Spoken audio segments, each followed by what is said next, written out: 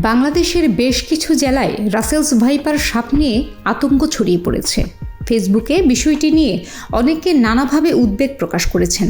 অনেকে প্রচার করছেন যে সাপটি কামড় দিলে দ্রুত মানুষের মৃত্যু হয়। পরিস্থিতি এমন এক পর্যায়ে পৌঁছেছে, রাসেলস ভাইপার সাপ মেরে ফেলার প্রচারণাও চালানো হচ্ছে ফেসবুকে। এমন অবস্থায় ফরিদপুরের একজন রাজনীতিবিদ প্রকাশ্যে ঘোষণা দিয়েছেন যে রাসেলস ভাইপার সাপ মারতে পারলে প্রতিটির জন্য 50,000 টাকা পুরস্কার দেওয়া হবে। অনেকে বলছেন রাসেলস ভাইপার খুব দ্রুত বংশবিস্তার করে, ফলে সহসা বাংলাদেশের গ্রামাঞ্চলে এই সাপের আধিক্য মানুষের জন্য হুমকি তৈরি করবে। প্রশ্ন হচ্ছে, রাসেলস ভাইপার নিয়ে যে মাত্রায় উদ্বেগ প্রকাশ করা হচ্ছে তা কতটা যৌক্তিক? সাপ গবেষক ও বিশেষজ্ঞরা বলছেন, এ প্রজাতির সাপ কামড়ালে তারও চিকিৎসা আছে এবং সময় মতো চিকিৎসা নিতে পারলে মৃত্যু ঝুঁকি কমে আসে।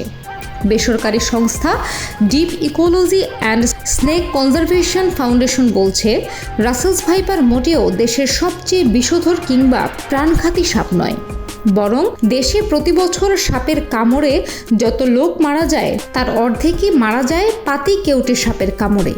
তবে সময় মতো চিকিৎসা না নিলে রাসেলস ভাইপারের কামড়েও মৃত্যু হতে পারে। সম্প্রতি বাংলাদেশের কয়েকটি জেলায় রাসেলস ভাইপারের কামড়ে কয়েকজনের মৃত্যুর ঘটনা ঘটেছে।